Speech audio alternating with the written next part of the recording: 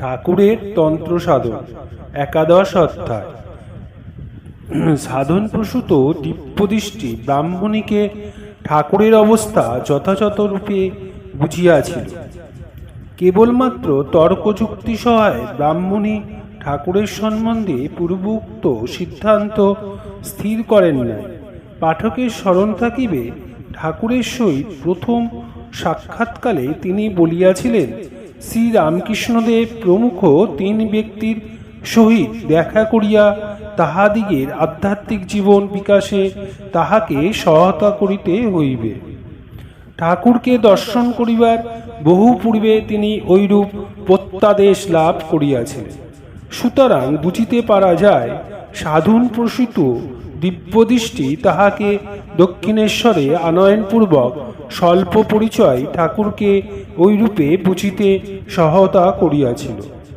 আবার দক্ষিণেশ্বরে আসিয়া তাহার সহিত তিনি যত ঘনিষ্ঠভাবে মিলিতা হইতে লাগিলেন, ততই তাহার মনে ঠাকুরকে কিভাবে কতদূর সহায়তা করিতে হইবে তদ বিষয় পূর্ণ প্রস্ফুটিত হইয়া উঠিল। অতএব ঠাকুরের সম্বন্ধে সাধারণের ভ্রান্ত ধারণা দূর করিবার চেষ্টাতেই তিনি এখন কালক্ষেপ করেন নাই, কিন্তু শাস্ত্রপথ অবলম্বনে সাধন সকলের অনুষ্ঠানপূর্বক শ্রী শ্রী জগদম্বার পূর্ণ প্রসন্নতার অধিকারী হইয়া ঠাকুর যাহাতে দিব্যভাবে সুপ্রতিষ্ঠিত হয়েন তদ বিষয় যত্নবতী হইয়াছিলেন। গুরু পরম্পরাগত শাস্ত্র নির্দিষ্ট সাধন পথ অবলম্বন না করিয়া কেবলমাত্র অনুরাগ সহায়ে ঈশ্বর দর্শনে অগ্রসর হইয়াছেন বলিয়াই ঠাকুর নিজ উচ্চ অবস্থা সম্বন্ধে ধারণা করিতে পারিতেছেন না। প্রবীণা সাধিকা ব্রাহ্মণীর একথা বুঝিতে বিলম্ব হয় নাই। নিজ অপূর্ব প্রত্যক্ষ সকলকে মস্তিষ্ক বিকৃতির ফল বলিয়া এবং শারীরিক বিকারসমূহ ব্যাধির জন্য উপস্থিত হইতেছে বলিয়া যে সন্দেহ ঠাকুরকে মধ্যে মধ্যে মূর্ছমান করিতেছিল, তাহার হস্ত হইতে নির্মুক্ত করিবার জন্য ব্রাহ্মণী এখন তাহাকে তন্ত্রোক্ত সাধনমার্গ অবলম্বনে উৎসাহিত করিয়াছিলেন। কারণ সাধক যেরূপ ক্রিয়ার অনুষ্ঠানে যেরূপ ফল প্রাপ্ত হইবেন, তন্ত্রে তদ্বিষয় লিপিবদ্ধ দেখিতে পাইয়া এবং অনুষ্ঠান সহায়ে স্বয়ং ঐরূপ ফলসমূহ লাভ করিয়া তাহার মনে এ কথার দৃঢ় প্রতীতি হইবে যে, সাধনা সহায়ে মানব অন্তর্রাজ্যের উচ্চতর ভূমিসমূহে যত আরোহণ করিতে থাকে, ততই তাহার অনন্য সাধারণ শারীরিক ও মানসিক অবস্থাসমূহের উপলব্ধি হয়।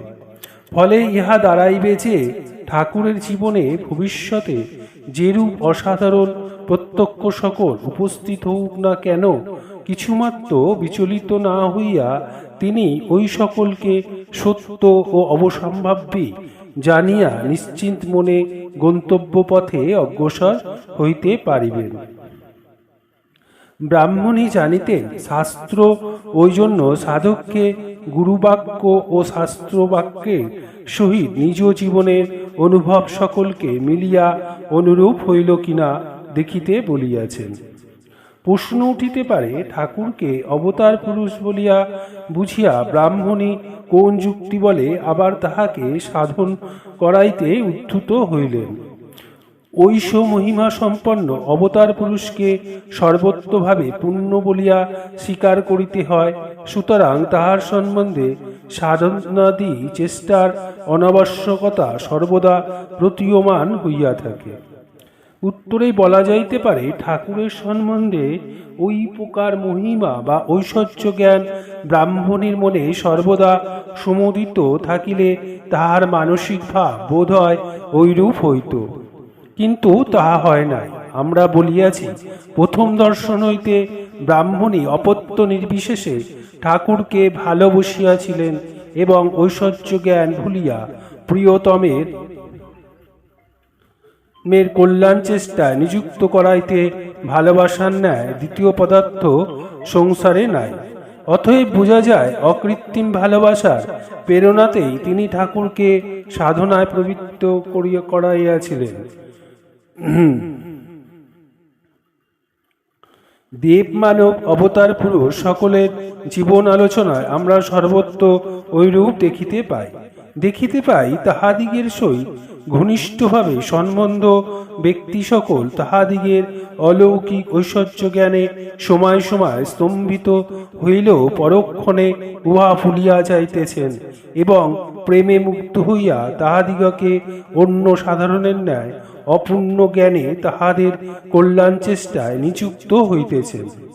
অতএব অলৌকিক ভাবাবেশ ও শক্তি প্রকাশ দর্শনে সময় সময় স্তম্ভিতা হইলেও তাহার প্রতি ঠাকুরের অকৃত্রিম ভক্তি, বিশ্বাস ও নির্ভরতা ব্রাহ্মণের হৃদয়ে নিয়ত কোমল কঠোর মাতৃস্নেহকে উদ্বেলিত করিয়া তাহাকে ভুলিয়া রাখিত এবং ঠাকুরকে সুখী করিবার জন্য সকল বিষয় সহায়তা করিতে সতত অগ্রসর করিত।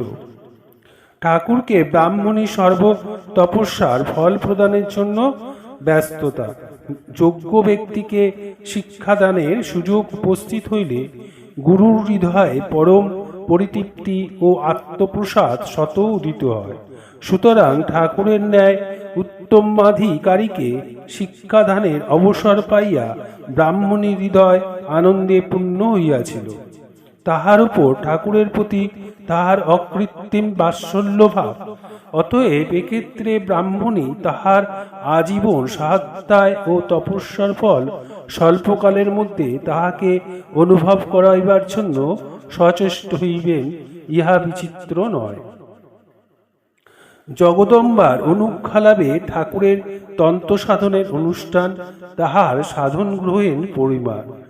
তন্ত্রোক্ত সাধন সকল অনুষ্ঠানের পূর্বে ঠাকুর ওই বিষয়ে ইতিকর্তব্যতা সম্বন্ধে শ্রী শ্রী জগদম্বাকে জিজ্ঞাসাপূর্বক তাহার অনুমতি লাভ করিয়া উহাতে প্রবৃত্ত হইয়াছিলেন। এ কথা আমরা তাহার শ্রীমুখে কখনো কখনো শ্রবণ করিয়াছি। অতএব কেবলমাত্র ব্রাহ্মণের আগ্রহ ও উত্তেজনা তাহাকে ওই বিষয়ে নিযুক্ত করে নাই। সাধন প্রসূত যোগ দৃষ্টি প্রভাবেও তিনি এখন প্রাণে প্রাণে বুঝিয়াছিলেন শাস্ত্রীয় প্রণালী অবলম্বনে শ্রী জগন্মাতাকে প্রত্যক্ষ করিবার অবসর উপস্থিত হইয়াছে। ঠাকুরের একনিষ্ঠ মন ওইরূপে ব্রাহ্মণী নির্দিষ্ট সাধন পথে এখন পূর্ণাগ্রহে ধাবিত হইয়াছিল। সে আগ্রহের পরিমাণ ও তীব্রতা অনুভব করা আমাদিগের ন্যায় ব্যক্তির সম্ভবপর নয়। কারণ পার্থিব নানা বিষয় প্রসারিত আমাদিগের মনের যে পরতি ও একলক্ষতা কোথায়। অন্তঃসমুদ্রের উর্মিমালার বিচিত্র রঙ্গভঙ্গে ভাসমান না থাকিয়া উহার তলস্পর্শ করিবার জন্য সর্বস্ব ছাড়িয়া নিমগ্ন হইবার অসীম সাহস আমাদিগের কোথায়। একেবারে ডুবিয়া যা, আপনাতে আপনি ডুবিয়া যা বলিয়া ঠাকুর আমাদিগকে বারংবার যেভাবে উত্তেজিত করিতেন, সেইভাবে জগতের সকল পদার্থের এবং নিজ শরীরের প্রতি মায়া মমতা উচ্ছিন্ন করিয়া আধ্যাত্মিকতার গভীর গর্ভে ডুবিয়া যাইবার আমাদিগের সামর্থ্য কোথায়। আমরা যখন শুনি ঠাকুর অসহ্য যন্ত্রণায় ব্যাকুল হইয়া মা দেখা দে বলিয়া পঞ্চবটী মূলে গঙ্গা সৈকতে মুখ ঘর্ষণ করিতেন এবং দিনের পর দিন চলিয়া যাইলেও তাহার ওই ভাবের বিরাম হইত না, তখন কথাগুলি কর্ণে প্রবিষ্ট হয় মাত্র হৃদয়ে অনুরূপ ঝঙ্কারের কিছুমাত্র উপলব্ধি হয় না। হইবেই বা কেন? শ্রী শ্রী জগন্মাতা যে যথার্থই আছেন এবং সর্বস্ব ছাড়িয়া ব্যাকুল হৃদয় তাহাকে ডাকিলে তাহার দর্শন লাভ যে যথার্থই সম্ভবপর, এই কথায় কি আমরা ঠাকুরের ন্যায় সরলভাবে বিশ্বাস স্থাপন করিয়াছি? সাধনকালে নিজ মানসিক আগ্রহের পরিমাণ ও তীব্রতার কিঞ্চিত আভাস ঠাকুর আমাদিগকে একদিন কাশীপুরে অবস্থানকালে প্রদান করিয়া স্তম্ভিত করিয়াছিলেন। তৎকালে আমরা যাহা অনুভব করিয়াছিলাম তাহা পাঠককে কতদূর বুঝাইতে সমর্থ হইব বলিতে পারি না, কিন্তু কথাটির এখানে উল্লেখ করিব। কাশীপুরের বাগানে ঠাকুর নিজ সাধনকালে আগ্রহ সম্বন্ধে যাহা বলিয়াছিলেন, ঈশ্বর লাভের জন্য স্বামী বিবেকানন্দের আকুল আগ্রহ তখন আমরা কাশীপুরে স্বচক্ষে দর্শন করিতেছিলাম। আইন পরীক্ষায় উত্তীর্ণ হইবার জন্য নির্ধারিত টাকা জমা দিতে যাইয়া কেমন করিয়া তাহার চৈতন্য উদয় হইল, উহার প্রেরণায় অস্থির হইয়া কেমন করিয়া তাহার এক বস্ত্রে নগ্নপদে জ্ঞানশূন্যের ন্যায় শহরের রাস্তা দিয়া ছুটিয়া কাশীপুরে শ্রীগুরুর পদপ্রান্তে উপস্থিত হইলেন এবং উন্মত্তের ন্যায় নিজ মনোবেদনা নিবেদনপূর্বক তাহার কৃপালাভ করিলেন। আহার নিদ্রা ত্যাগপূর্বক কেমন করিয়া তিনি ওই সময় হইতে দিবারাত ধ্যান, জপ, ভজন ও ঈশ্বরচর্চায় কালক্ষেপ করিতে লাগিলেন। অসীম সাধনোৎসাহে কেমন করিয়া তাহার কোমল হৃদয় তখন বজ্র কঠোর ভাবাপন্ন হইয়া নিজ মাতা ও ভাতৃবর্গের অশেষ কষ্টে এককালে উদাসীন হইয়া রহিল এবং কেমন করিয়া শ্রী গুরু প্রদর্শিত সাধন পথে দৃঢ় নিষ্ঠার সহিত অগ্রসর হইয়া তিনি দর্শনের পর দর্শন লাভ করিতে করিতে ৩-৪ মাসের অন্তে নির্বিকল্প সমাধিসুখ প্রথম অনুভব করিলেন। ওই সকল বিষয় তখন আমাদের চক্ষের সমক্ষে অভিনীত হইয়া আমাদিগকে স্তম্ভিত করিতেছিল। ঠাকুর তখন পরমানন্দে স্বামীজির ঐরূপ অপূর্ব অনুরাগ, ব্যাকুলতা ও সাধন উৎসাহের ভূয়সী প্রশংসা নৃত্য করিতেছিলেন। ওই সময় একদিন ঠাকুর নিজ অনুরাগ ও সাধন উৎসাহের সহিত স্বামীজির ওই বিষয় তুলনা করিয়া ওই সম্বন্ধে বলিয়াছিলেন, নরেন্দ্রর অনুরাগ উৎসাহ অতি অদ্ভুত, কিন্তু আপনাকে দেখিয়া এখানে তখন সাধনকালে উহাদের যে তোড় বেগ আসিয়াছিল তাহার তুলনায় ইহা যৎ সামান্য, ইহা তাহার শিকিও হইবে না। ঠাকুরের ওই কথায় আমাদিগের মনে কি দৃশ্য ভাবের উদয় হইয়াছিল! হে পাঠক, পারো তো কল্পনা সহায়ে তাহা অনুভব করো। সে যা হোক, শ্রী শ্রী জগদম্বার ইঙ্গিতে ঠাকুর এখন সর্বস্ব ভুলিয়া সাধনায় মগ্ন হইলেন এবং প্রজ্ঞাসম্পন্না কর্মকুশলা ব্রাহ্মণী তান্ত্রিক ক্রিয়াপোযোগী পদার্থ সকলে সংগ্রহপূর্বক উহাদিগের প্রয়োগ সম্বন্ধে উপদেশ প্রদান করিয়া তাহাকে সহায়তা করিতে অশেষ আয়াস করিতে লাগিলেন। মনুষ্য প্রভৃতি পঞ্চপ্রাণীর মস্তক কঙ্কাল গঙ্গাহীন প্রদেশ হইতে সযত্নে সমাহৃত হইয়া ঠাকুরবাটির উদ্যানে উত্তর সীমান্তে অবস্থিত বিল্বতরুমূলে এবং ঠাকুরের সহস্ত প্রথিত পঞ্চবটী তলে সাধন অনুকূল ২টি বেদিকা নির্মিত হইল এবং প্রয়োজন মতো ওই মুণ্ডুসণ্ডয়ের অন্যতমের উপর উপবিষ্ট হইয়া জপ, পুরস্চরণ এবং ধ্যানাদিতে ঠাকুরের কাল কাটিতে লাগিল। পঞ্চমুণ্ডু আসন নির্মাণ ও ৬৪খানা তন্ত্রের সকল সাধনের অনুষ্ঠান কয়েক মাস দিবারাত্মর কোথা দিয়ে আসিতে ও যাইতে লাগিল, তাহা এই অদ্ভুত সাধক ও উত্তর সাধিকার জ্ঞান রহিল না।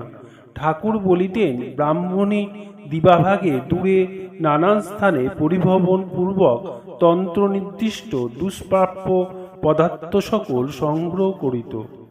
রাত্রিকালে বিল্বমূলে বা পঞ্চমূর্তি তলে সমস্ত উদ্যোগ করিয়া আমাকে আহ্বান করিত এবং ওই সকল পদার্থের সহায়ে শ্রী শ্রী জগদম্বার পূজা যথাবিধি সম্পন্ন করিয়া জপ ধ্যানে নিমগ্ন হইতে বলিত। কিন্তু পূজা অন্তে জপ প্রায় করিতে পারিতাম না। মন এতদূর তন্ময় হইয়া পড়িত যে মালা ফিরাইতে যাইয়া সমাধিস্থ হইতাম এবং ওই ক্রিয়ার শাস্ত্র নির্দিষ্ট ফল যথাযথ প্রত্যক্ষ করিতাম। ওইরূপে এই কালে দর্শনের পর দর্শন, অনুভবের পর অনুভব, অদ্ভুত অদ্ভুত সব কতই যে প্রত্যক্ষ করিয়াছি তাহার ইহাত্তা নাই। বিষ্ণুক্রান্তীয় প্রচলিত ৬৪খানা তন্ত্রে যত কিছু সাধনের কথা আছে সকলগুলোই ব্রাহ্মণী একে একে অনুষ্ঠান করাইয়াছিল। কঠিন কঠিন সাধন যাহা করিতে যাইয়া অধিকাংশ সাধক পথভ্রষ্ট হয়, মার শ্রী শ্রী জগদম্বার কৃপায় সে সকলে উত্তীর্ণ হইয়াছে। স্ত্রীমূর্তিতে দেবী জ্ঞান সিদ্ধি। একদিন দেখি ব্রাহ্মণী নিশাভাগে কোথা হইতে এক পূর্ণ যৌবনা সুন্দরী রমণীকে ডাকিয়া আনিয়াছে এবং পূজার আয়োজন করিয়া দেবীর আসনে তাহাকে বিবস্ত্রা করিয়া উপবেশন করিয়া আমাকে বলিতেছে, বাবা, ইহাকে দেবী বুদ্ধিতে পূজা করো। পূজা সাঙ্গ হইলে বলিল, বাবা, সাক্ষাৎ জগজ্জননী জ্ঞানে ইহার করে বসিয়া তন্ময় চিত্রে জপ করো। তখন আতঙ্কে ক্রন্ধন করিয়া মাকে শ্রী শ্রী জগদম্বাকে বলিলাম, মা, তোর শরণাগতকে এ কি আদেশ করিতেছিস? দুর্বল সন্তানের ঐরূপ দুঃসাহসের সামর্থ্য কোথায়? ঐরূপ বলিবা মাত্র দিব্য বলে হৃদয় পূর্ণ হইল এবং দেবতাবিষ্ঠের ন্যায় কি করিতেছি সমক্ষ না জানিয়া মন্ত্র উচ্চারণ করিতে করিতে রমণীর কোরে উপবিষ্ট হইবা মাত্র সমাধিস্থ হইয়া পড়িলাম। অনন্তর যখন জ্ঞান হইল তখন ব্রাহ্মণী বলিল, ক্রিয়া পূর্ণ হইয়াছে বাবা। অপরে কষ্টে ধৈর্য ধারণ করিয়া ওই অবস্থায় কিছুকাল জপমাত্র করিয়া ক্ষান্ত হয়। তুমি এককালে শরীর বোধ শূন্য হইয়া সমাধিস্থ হইয়া পড়িয়াছ। শুনিয়া আশ্বস্ত হইলাম এবং পরীক্ষায় উত্তীর্ণ করার জন্য মাকে শ্রী শ্রী জগদম্বাকে কৃতজ্ঞতাপূর্ণ হৃদয় বারংবার প্রণাম করিতে লাগিলাম। আর একদিন দেখি ব্রাহ্মণী শবের খপ্পরের মৎস্যরা দিয়া শ্রী শ্রী জগদম্বার তর্পণ করিল এবং আমাকে ঐরূপ করিয়া উহা গ্রহণ করিতে বলিল। তাহার আদেশে তাহাই করিলাম। মনে কোনরূপ ঘৃণার উদয় হইল না।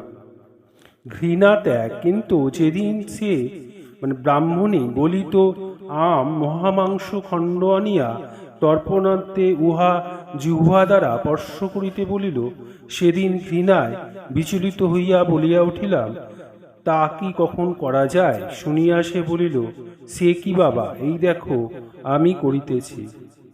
বলিয়া সে উহা নিজ মুখে গ্রহণ করিয়া ঘৃণা করিতে নাই বলিয়া পুনরায় উহার কিয়দংশ আমার সম্মুখে ধারণ করিল।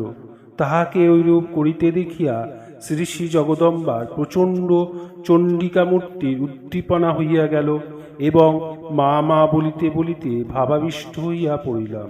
তখন ব্রাহ্মণী উহা মুখে প্রদান করিলেও ঘৃণার উদয় হইল না। আনন্দ আসনে সিদ্ধিলাভ, কুলাগার পূজা এবং তন্ত্রোক্ত সাধনকালে ঠাকুরের আচরণ। ঐরূপে পূর্ণ অভিষেক গ্রহণ করিয়া অবধি ব্রাহ্মণী কত প্রকারের অনুষ্ঠান করিয়াছিল তাহার ইয়াত্তা হয় না।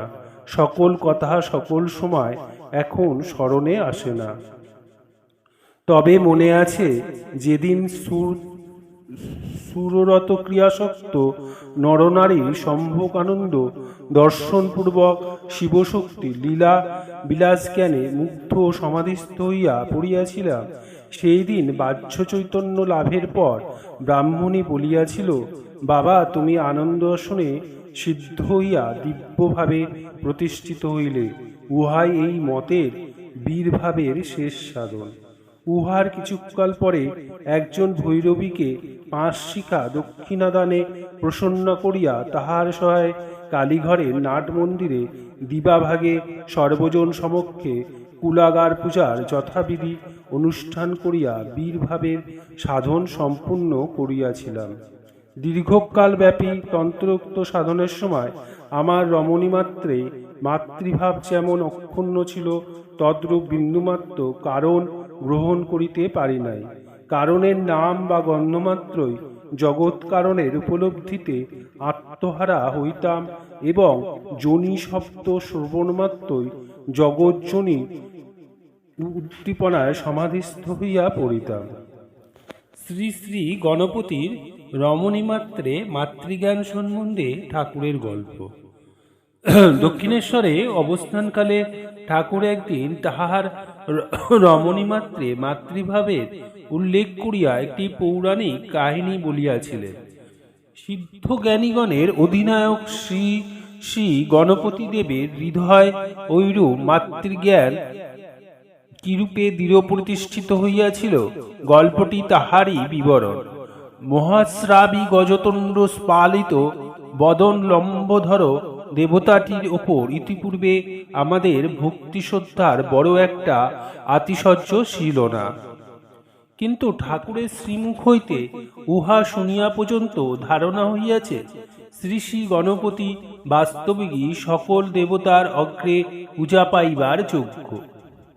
কিশোর বয়সে গণেশ একদিন ক্রীড়া করিতে করিতে একটি বিড়াল দেখিতে পান এবং বাল সুলভ চপলতায় উহাকে নানাভাবে পীড়াদান ও প্রহার করিয়া ক্ষতবিক্ষত করেন।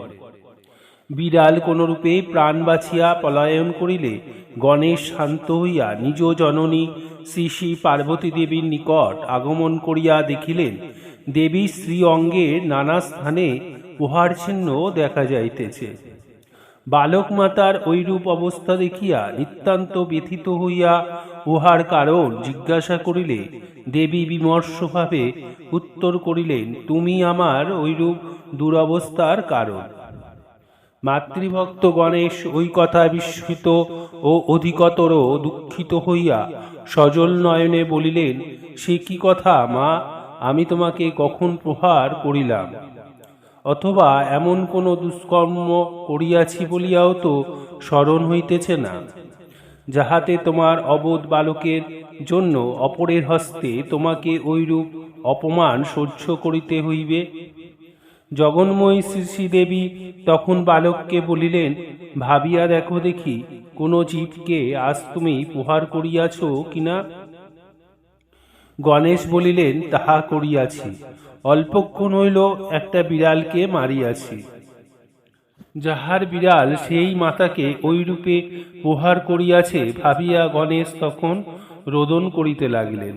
অতঃপর শ্রী শ্রী গণেশ জননী অনুতপ্ত বালককে সাধুর হৃদয়ে ধারণপূর্বক বলিলেন, তাহা নহে বাবা, তোমার সম্মুখে বিদ্যমান আমার এই শরীরকে কেহ প্রহার করে নাই, কিন্তু আমি মাজ্রাদি যাবতীয় প্রাণীরূপে সংসারে বিচরণ করিতেছি, এজন্য তোমার প্রহারের চিহ্ন আমার অঙ্গে দেখিতে পাইতেছ।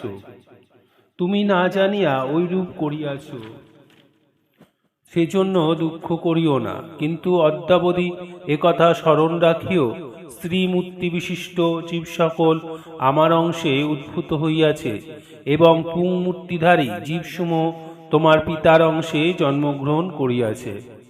শিব ও শক্তি ভিন্ন জগতে কেহ বা কিছুই নাই। গণেশ মাতার ওই কথা শ্রদ্ধা সম্পন্ন হইয়া হৃদয় ধারণ করিয়া রহিলেন এবং বিবাহযোগ্য বয়সপ্রাপ্ত হইলে মাতাকে বিবাহ করিতে হইবে ভাবিয়া উদ্বাহ বন্ধনে আবদ্ধ হইতে অসম্মত হইলেন। ঐরূপে শ্রী শ্রী গণেশ চিরকাল ব্রহ্মচারী হইয়া রইলেন এবং শিব শক্তিত্মক জগৎ এই কথা হৃদয় সর্বদা ধারণ করিয়া থাকায় জ্ঞানীগণের অগ্রগণ্য হইলেন। গণেশ ও কার্তিকের জগৎ পরিভ্রমণ বিষয়ক গল্প। পূর্বোক্ত গল্পটি বলিয়া ঠাকুর শ্রী শ্রী গণপতির জ্ঞানগরিমা সূচক নিম্নলিখিত কাহিনীটিও বলিয়াছিলেন। কোন সময় শ্রী শ্রী পার্বতী দেবী নিজ বহুমূল্য রত্নমালা দেখিয়া গণেশ ও কার্তিককে বলেন যে, চতুর্দশ ভুবননম্বিত জগৎ পরিভ্রমণ করিয়া তোমাদের মধ্যে যে অগ্রে আমার নিকট উপস্থিত হইবে, তাহাকে আমি এই রত্নমালা প্রদান করিব। সিকিবাহন কার্তিকেও অগ্রজের লম্বোধর স্থূলতনুর গুরুত্ব এবং তদীয় বাহন মুশিকের মন্দগতি স্মরণ করিয়া বিদ্রুভাষ্য হাসিলেন এবং রত্নমালা আমারই হইয়াছে স্থির করিয়া ময়ূরারোহণে জগৎ পরিভ্রমণে বহির্গত হইলেন। কার্তিক চলিয়া যাইবার বহুক্ষণ পরে গণেশ আসন পরিত্যাগ করিলেন এবং প্রজ্ঞাচক্ষুষয় শিবসত্তক জগৎকে শ্রী শ্রী হর পার্বতীর শরীরে অবস্থিত দেখিয়া ধীরপদে তাহাদিগকে পরিক্রমণ ও বন্দনা করত নিশ্চিত মনে উপবিষ্ট রহিলেন। অনন্তর কার্তিক ফিরিয়া আসিলে শ্রী শ্রী পার্বতী দেবী প্রসাদী রত্নমালা গণপতির প্রাপ্য বলিয়া নির্দেশপূর্বক তাহার গলদেশে উহা সস্নেহে লম্বিতা করিলেন। ওইরূপে শ্রী শ্রী গণপতির রমণীমাত্রে মাতৃভাবের উল্লেখ করিয়া ঠাকুর বলিলেন, আমারও রমণীমাত্রে ঐরূপ ভাব।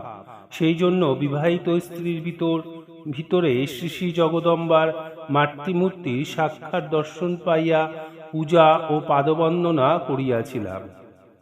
তন্ত্র সাধনে ঠাকুরের বিশেষত্ব। রমণীমাত্রে মাতৃজ্ঞান সর্বত্রভাবে অক্ষুণ্ণ রাখিয়া তন্ত্রোক্ত বীরভাবে সাধন সকল অনুষ্ঠান করিবার কথা আমরা কোনো যুগে কোনো সাধকের সম্বন্ধে শ্রবণ করি নাই। বীর মতাশ্রয় হইয়া সাধক মাত্রই একাল পর্যন্ত শক্তি গ্রহণ করিয়া আসিয়াছেন। বীরাচারী সাধকবর্গের মনে ওই কারণে একটা দৃঢ়বদ্ধ ধারণা হইয়াছে, শক্তি গ্রহণ না করিলে সাধনায় সিদ্ধি বা শ্রী শ্রী জগদম্বার প্রসন্নতা লাভ একান্ত অসম্ভব। নিজ পাশব প্রবৃত্তির এবং ওই ধারণার বশবর্তী হইয়া সাধকেরা কখনো কখনো পরক্রিয়া শক্তি গ্রহণেও বিরত থাকেন না। লোকে ওই জন্য তন্ত্রশাস্ত্র নির্দিষ্ট বীরাচার মতের নিন্দা করিয়া থাকে। ওই বিশেষত্ব জগদম্বার অভিপ্রেত যুগাবতার অলৌকিক ঠাকুরই কেবল নিজ সম্বন্ধে এ কথা আমাদিগকে বারংবার বলিয়াছেন। আজীবন তিনি কখনো স্বপ্নেও স্ত্রী গ্রহণ করেন নাই। অতএব আজন্ম মাতৃভাবাবলম্বী ঠাকুরকে বীরমতের যৎ সাধনসমূহ অনুষ্ঠানে পবিত্র করাইতে শ্রী শ্রী জগদম্বার গুরু অভিপ্রায় সুস্পষ্ট প্রতিপন্ন হয়।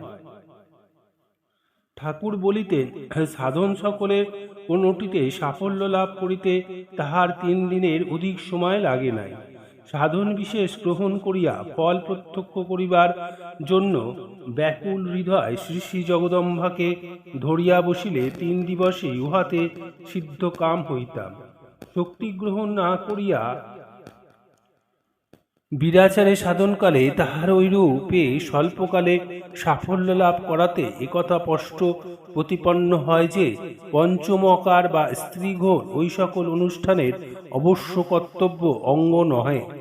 সংযম রহিত সাধক আপন দুর্বল প্রকৃতির বশবর্তী হইয়া ঐরূপ করিয়া থাকে।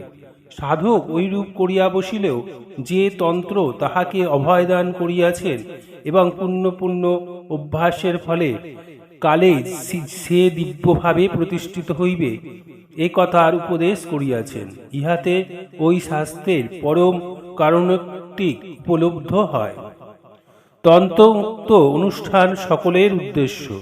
অতএব রূপরসাদি যে সকল পদার্থ মানব সাধারণকে প্রলোভিত করিয়া পুণ্য জন্ম মরণাদি অনুভব করাইতেছে এবং ঈশ্বর লাভ ও আত্মজ্ঞানের অধিকারী হইতে দিতেছে না, সংযম সহায় বারংবার উদ্যম ও চেষ্টার দ্বারা সেই সকলকে ঈশ্বরের মূর্তি বলিয়া অবধারণ করিতে সাধককে অভ্যস্ত করানোই তান্ত্রিক ক্রিয়া সকলের উদ্দেশ্য বলিয়া অনুমিত হয়।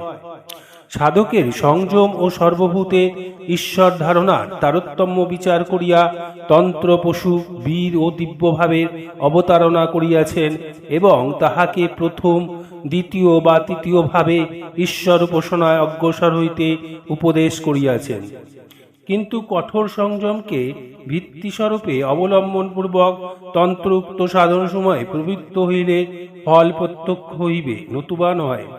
একথা লোকে কালধর্মে প্রায় বিস্তৃত হইয়াছিল এবং তাহাদিগের অনুষ্ঠিত কুক্রিয়া সকলের জন্য তন্ত্রশাস্ত্রই দায়ী স্থির করিয়া সাধারণে তাহার নিন্দাবাদে প্রবৃত্ত হইয়াছিল।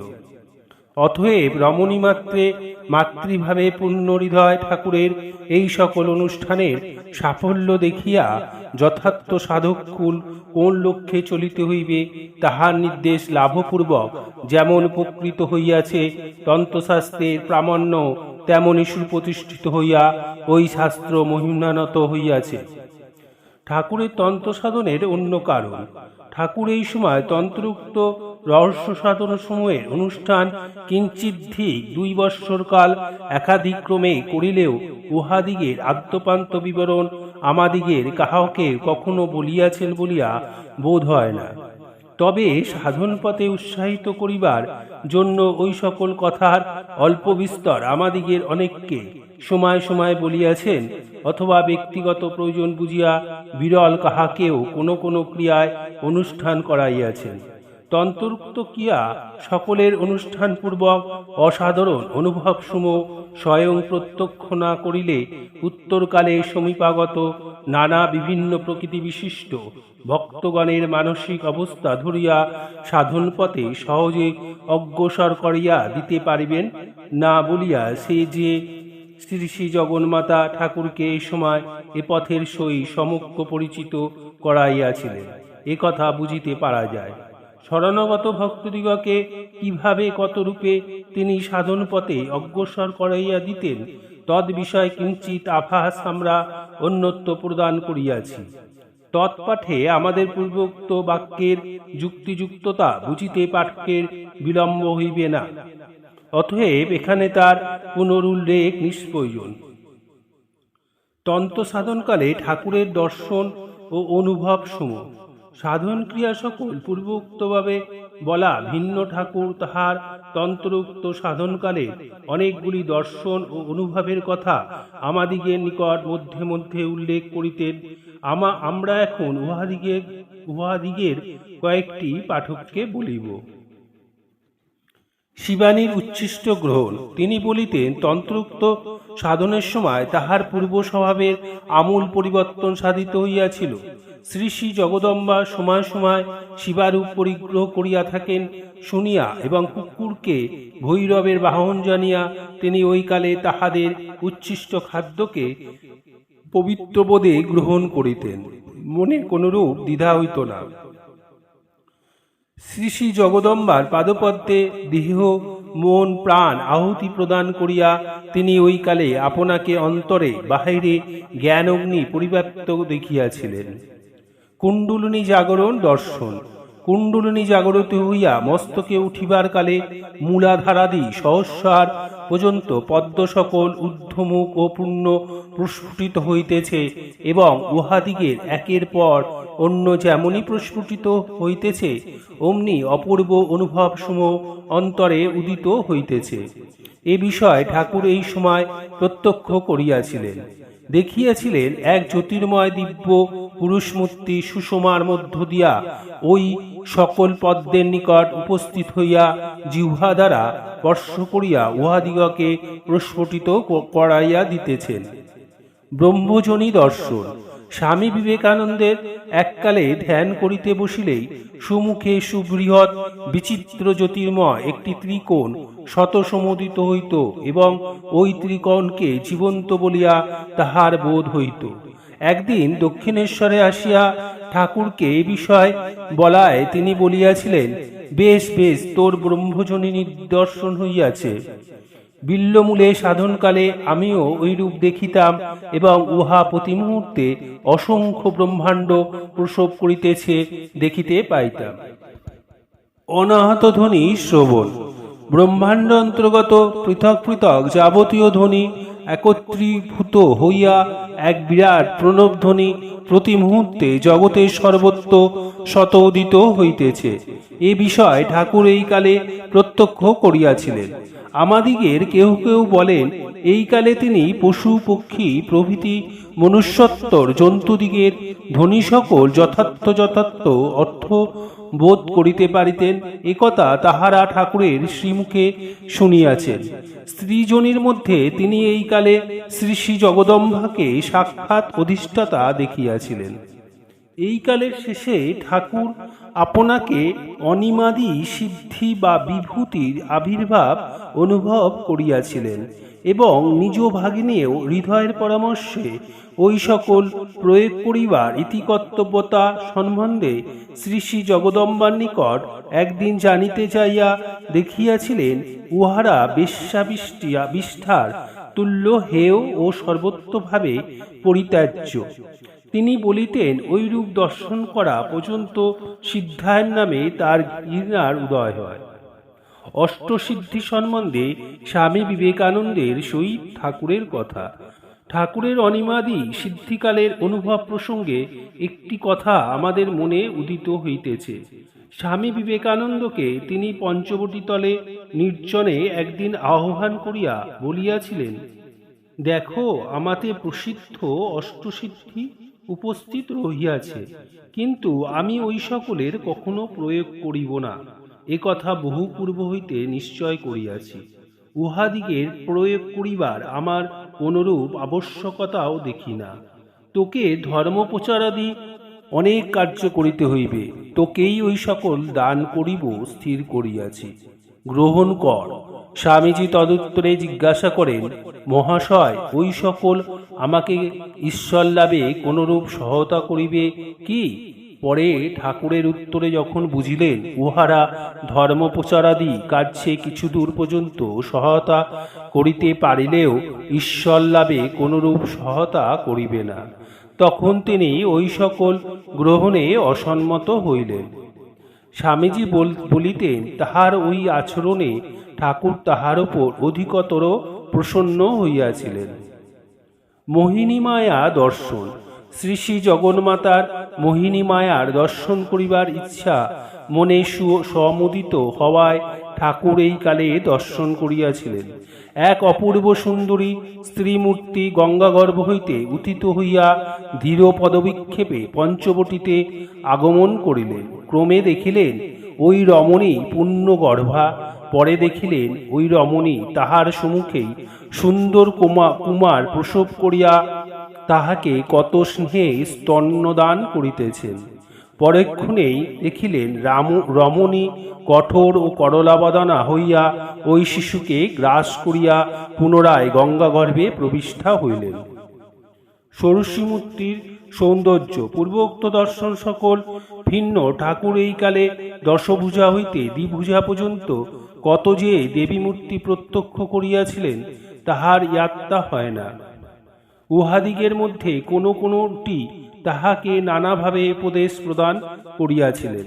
ওই মূর্তিসমূহের সকলগুলি অপূর্ব স্বরূপা হইলেও শ্রী শ্রী রাজরাজেশ্বরী বা ষোড়শী মূর্তির সৌন্দর্যের সহিত তাহাদিগের রূপের তুলনা হয় না, একথা আমরা তাহাকে বলিতে শুনিয়াছি। তিনি বলিতেন ষোড়শী বা ত্রিপুরা মূর্তির অঙ্গ হইতে রূপ সৌন্দর্য গলিত হইয়া চতুর্দিকে পতিত ও বিচ্ছুরিত হইতে দেখিয়াছিলাম।